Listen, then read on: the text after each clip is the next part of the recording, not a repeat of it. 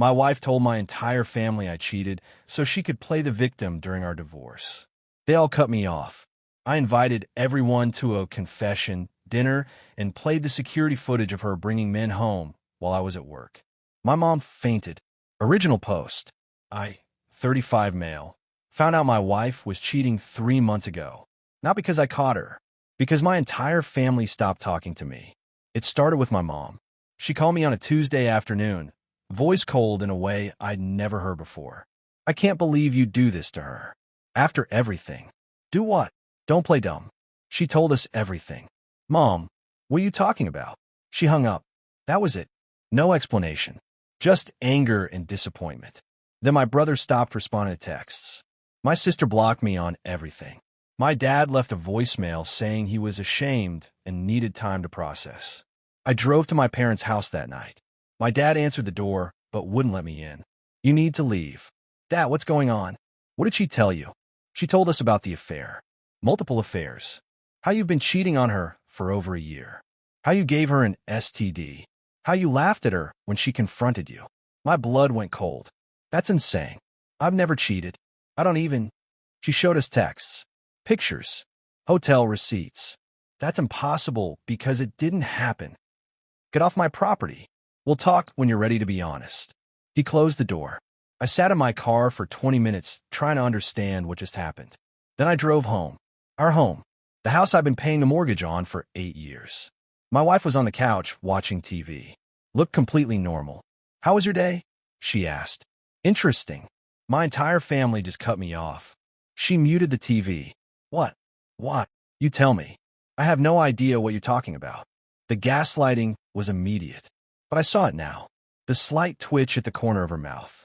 She was trying not to smile. You told them I cheated on you. I didn't tell them anything. My dad said you show them evidence. She shrugged. If your family reached out to me concerned about our relationship, I might have been honest about some things. But I didn't go to them. What things? What did you tell them? That I've been unhappy. That you've been distant.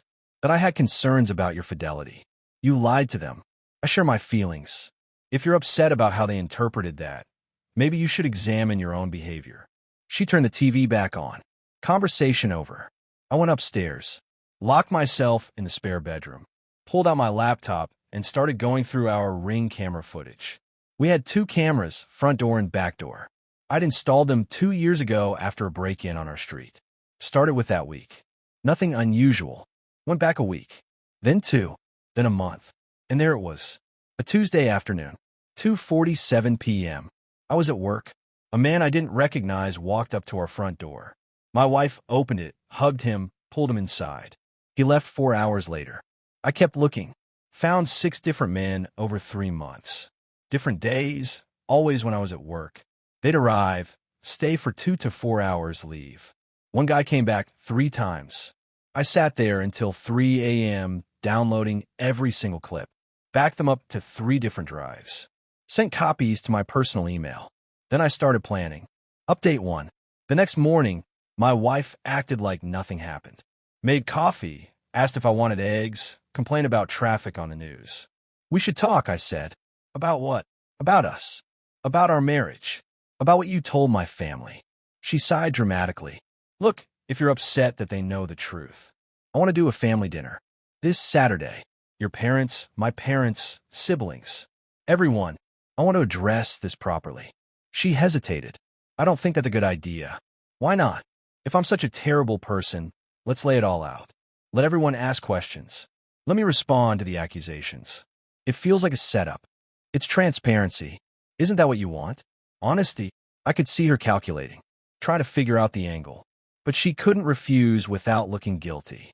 Fine, but I'm bringing my sister for support. Bring whoever you want. I spent the next 3 days setting it up. Reserve a private room at a restaurant that had A/V equipment. Told everyone it was a family meeting to clear the air. Most people didn't want to come. My mom said it was inappropriate. My brother said I was manipulating the situation. But my dad said he'd be there. And once he committed, everyone else fell in line. Nobody wanted to miss whatever drama was about to unfold. My wife spent those days on the phone with her sister and mom. I heard snippets through the bedroom door. He's going to try to make me look bad. No, I have everything documented. Don't worry, everyone already believes me. Friday night, she tried a different tactic. Maybe we should cancel tomorrow. This feels wrong. Why? You told them I cheated. I want a chance to defend myself. I'm just worried about how this will look. Like we're airing our private business. You already aired it. I'm just responding. She went quiet. Then, you're not going to do anything crazy, right? Define crazy. I don't know. Just promise you'll be respectful. I'll be honest. That's all I can promise. Saturday afternoon, we drove to the restaurant separately. She insisted, said she needed her own car in case things got emotional. Everyone was already there when I arrived. 2 big tables pushed together in a private room. My parents on one side, her parents on the other. My brother and sister. Her sister and brother-in-law. 14 people total. The energy was hostile. Nobody made eye contact with me except her family, who looked at me with open disgust. My wife was already sitting next to her mom, playing the supportive victim. Tissue in hand, eyes red like she'd been crying. I sat at the head of the table. Set my laptop down. Thanks for coming, everyone. My brother scoffed. Let's just get this over with. 3 weeks ago, my entire family stopped talking to me. I didn't know why. Then I found out my wife told you I'd been cheating on her. Multiple affairs. That I'd given her an STD. That I laughed at her. My wife's mom spoke up. Because it's true. She told us everything. I'm sure she did. But here's the thing. None of it happened. I've never cheated. I've never even thought about it. My sister rolled her eyes. She has proof. What proof? Because I'd love to see it. My wife pulled out her phone.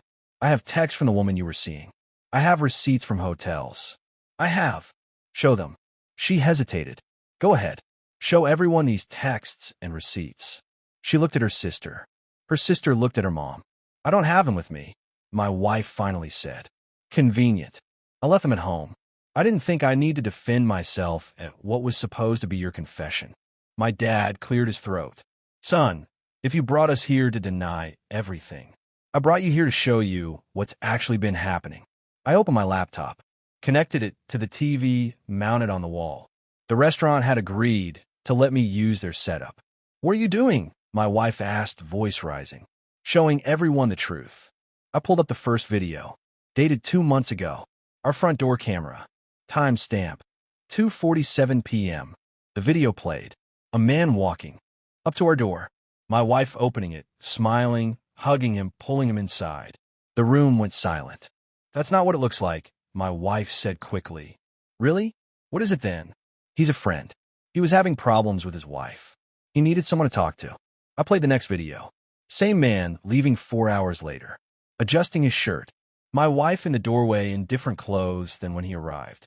That's a long talk, my brother said quietly. You're taking this out of context. My wife's sister jumped in. She told me about him. He's a family friend going through a divorce. I played the next video. Different day, different man. Same pattern. Arrives at 3 p.m., leaves at 6 p.m. Another friend with marital problems? I asked. My wife stood up. Stop it. You're humiliating me. Sit down, her father said. His voice was flat. Scary calm. She sat. I played for more videos. For different men. All the same pattern. Afternoon visits while I was at work. Hours-long stays. Familiar body language. One guy grabbed her, but before leaving. The camera caught it perfectly. My mother had her hand over her mouth. Then she slumped forward. My dad caught her before she hit the table. Get water. Someone get water. My sister ran out. My wife's mom was fanning my mother with a menu. It took 2 minutes for her to come around. I'm okay, she whispered. I'm okay. I need air. My dad helped her up. Looked at me with something between horror and apology. We'll talk later, he said. They left.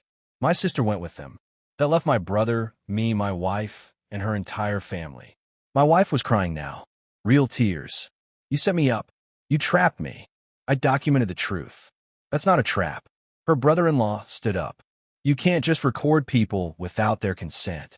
That's illegal. Actually, I can. The cameras are clearly visible on our property. No expectation of privacy. I checked with a lawyer. My brother was still staring at the pause video on the screen. The last frame showed my wife kissing one of the men goodbye. You told everyone he was the cheater, he said to my wife. You told mom he gave you an STD. You made us cut him off. And the whole time, it wasn't like that. He was never home. He made me feel invisible. I was lonely. So you cheated, my brother said. And then you lied about it and said he did it. I didn't. It's not. You don't understand. Her mother grabbed her arm. We're leaving. Don't say another word. But not another word. They left. All four of them. Didn't even pay for their drinks. My brother and I sat there in silence. I'm sorry, he finally said. You should be. I should have listened to you. I should have asked for your side. Yeah, you should have. What are you going to do now? Get divorced. Get my life back.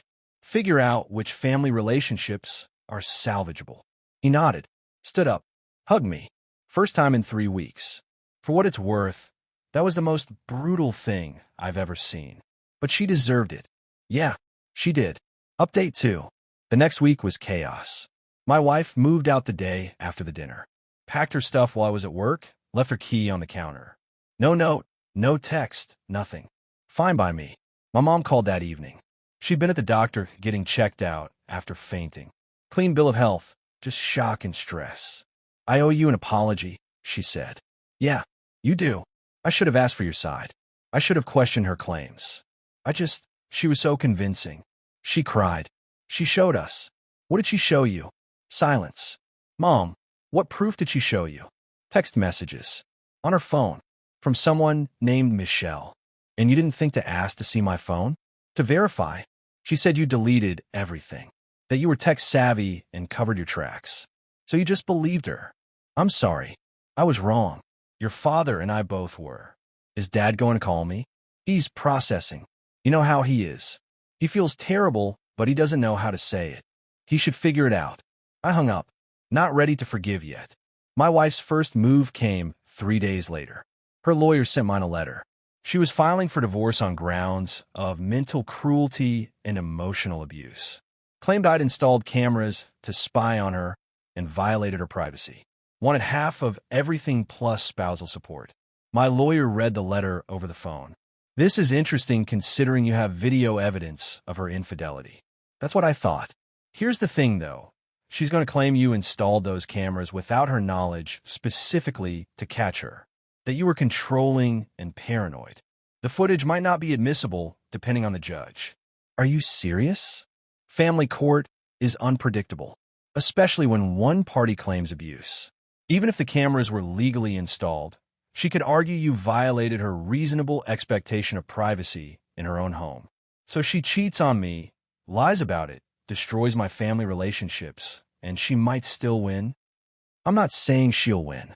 I'm saying it's not a slam dunk. We need to be prepared for this to get ugly. It got ugly. The following week, my wife filed for a restraining order. Claimed I'd been sending her threatening messages, and she feared for her safety. Complete fabrication. I hadn't contacted her once since she moved out. The temporary order was granted. I had to stay 500 feet away from her. Couldn't go to certain places she frequented. Had to communicate only through lawyers. My attorney was livid. She's gaming the system. This is a classic tactic. Create a narrative of abuse, get a restraining order, use it as leverage in the divorce. Can we fight it? We have a hearing in 2 weeks. Bring every text, email, anything that shows you weren't threatening her. But expect her to cry on the stand. Judges are very sympathetic to women claiming abuse. 2 weeks later, we went to court. My wife showed up with her sister, her mom, and a domestic violence advocate, all dressed conservatively. My wife looked small, scared, fragile. Her lawyer presented her case. Claimed I'd been psychologically abusive throughout the marriage. That I isolated her from friends. That I monitored her every move with surveillance equipment. That the dinner where I showed the videos was a public humiliation tactic designed to destroy her reputation and mental health. And after the dinner, her lawyer said, my client received numerous hostile messages from his family and mutual friends. He weaponized his evidence to turn people against her. The judge looked at me. Do you have response? My lawyer stood. Your Honor, my client installed home security cameras 2 years ago following a break-in in the neighborhood. His wife was aware of them and consented to their presence. He did not send her any threatening messages. In fact, he has not contacted her at all since she moved out. The restraining order is based entirely on false allegations. The dinner was abusive, my wife's lawyer countered. He ambushed her in front of her family, showed private moments without her consent, caused her severe emotional distress. The judge reviewed the evidence, read through text exchanges or lack thereof, looked at the police report from the break-in 2 years ago, showing when the cameras were installed. I'm going to dissolve the temporary order, she finally said. There's no evidence of threats or harassment. However, both parties are ordered to have no contact except through attorneys during the divorce proceedings. My wife's face fell. Her lawyer looked frustrated.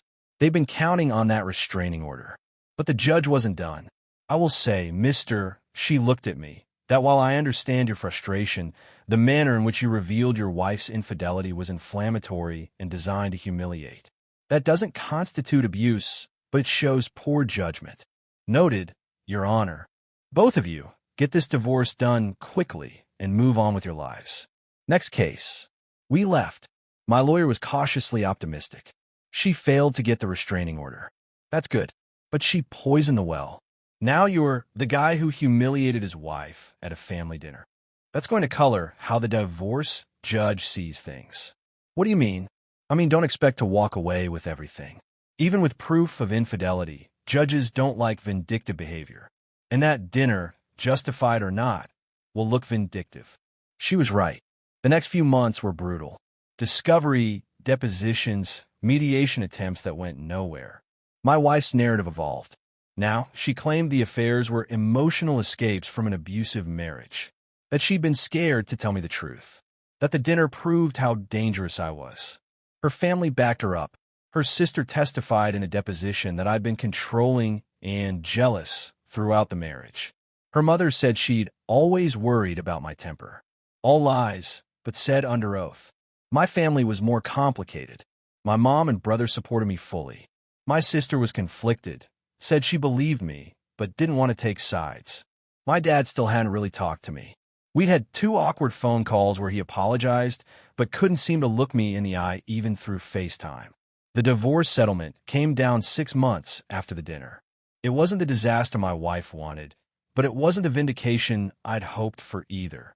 I kept the house, but had to pay her $85,000 as her share of the equity.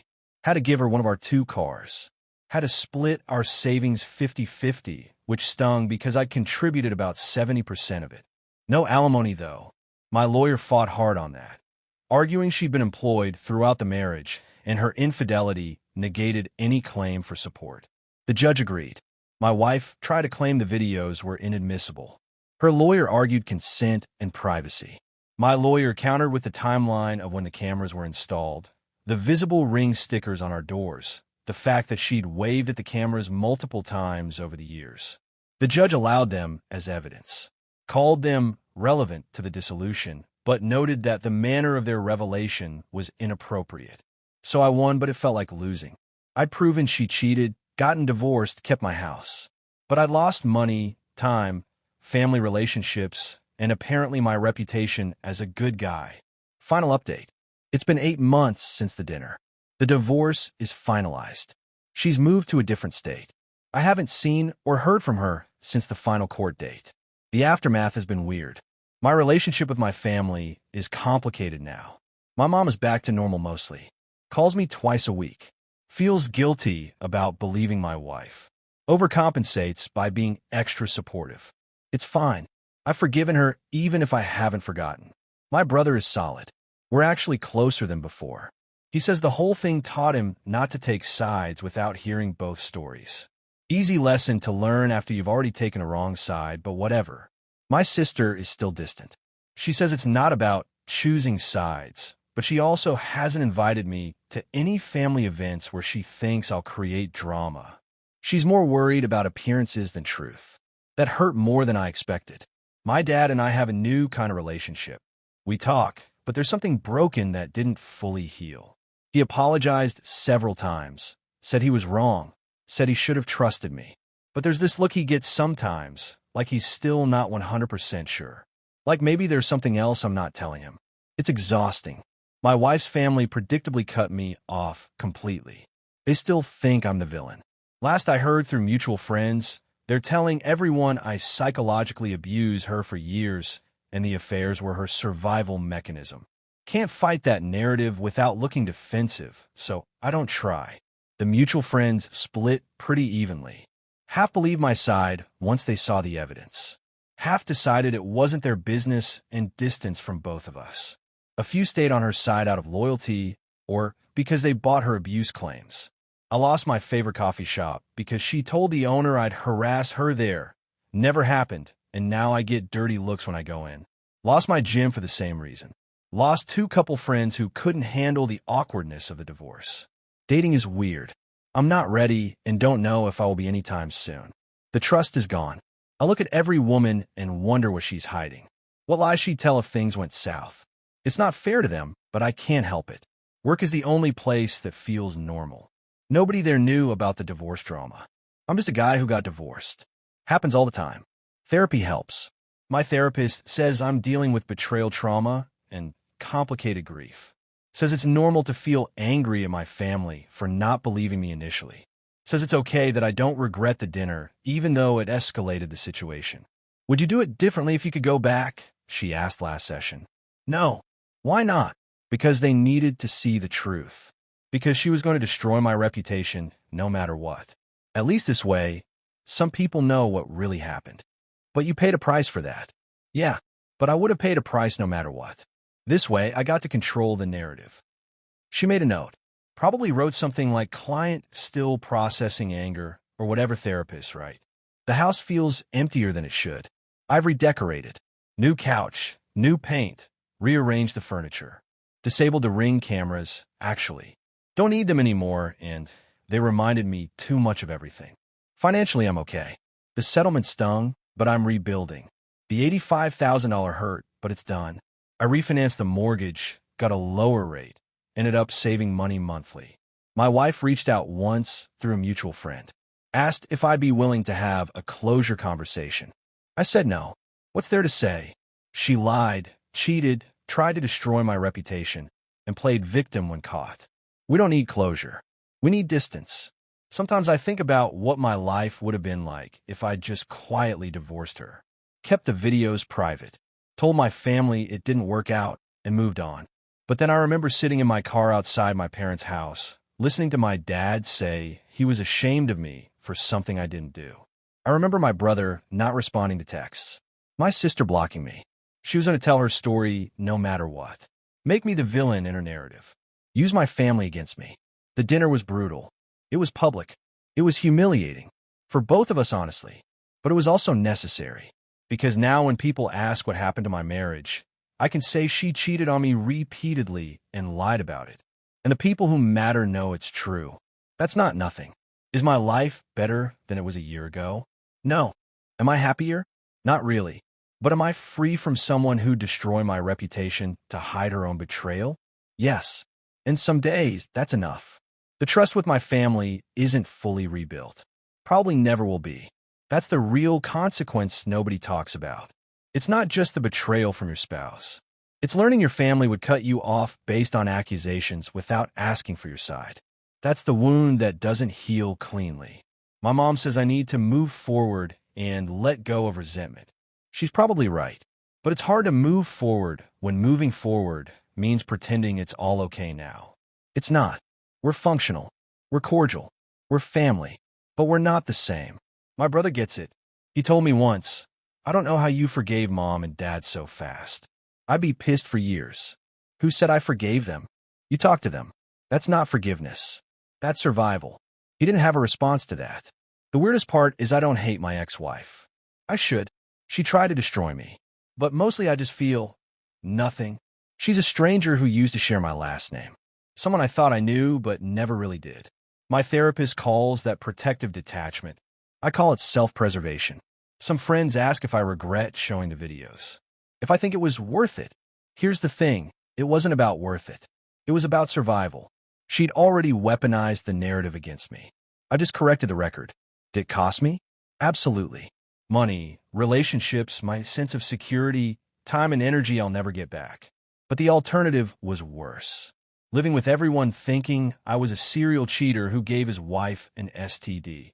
watching her play victim while I stayed silent to take the high road. The high road is overrated when someone's already thrown you on a bus. So no, I don't regret it. I'd do the same thing again. Maybe hire a therapist first to prep for the aftermath. Maybe tell my family in a less public way. But the core truth? That needed to come out. However messy. That's where I am now. 8 months out. Divorced, slightly poorer, family relationships complicated, trust issues multiplied. But free. And some days, that's the only thing that matters. The dinner where my mom fainted will be a family story forever. The time I ambushed my ex-wife with video evidence. Some will tell it like I'm the villain. Some will tell it like I'm the hero. I'm neither. I'm just a guy who refused to go down quietly for something he didn't do. And I'd make that choice again, consequences and all.